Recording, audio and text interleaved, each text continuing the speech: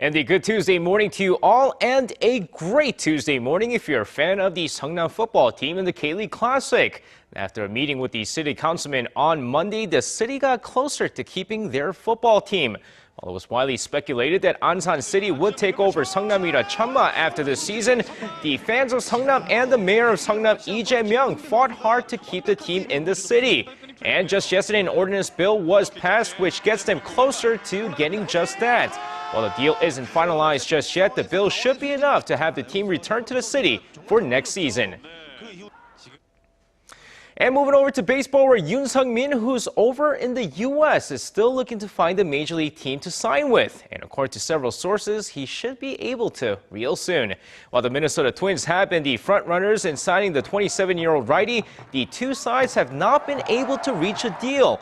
However, despite the fact that his agent Scott Boras is one of the toughest agents to negotiate with, 6 teams are highly interested in signing the ace. While his shoulder injury was a concern to many, he continues to work out while he's over there, as he expects to sign a deal real soon. And speaking of which, we have yet to see Choo Shin-soo sign a deal just yet, and while he's been linked with several teams as well, one source predicts a major deal coming up shortly. According to MLB.com, it's predicted that the Korean slugger could sign a deal with the New York Yankees. And with the Robinson Cano deal falling apart for the baseball giants, Choo could be the offense that they need going into the new season. While the New York Yankees are close to signing Brian McCann to a 5-year, $85 million deal, they've always needed an outfielder and a leadoff hitter, a hole Choo Shin-soo can certainly fill.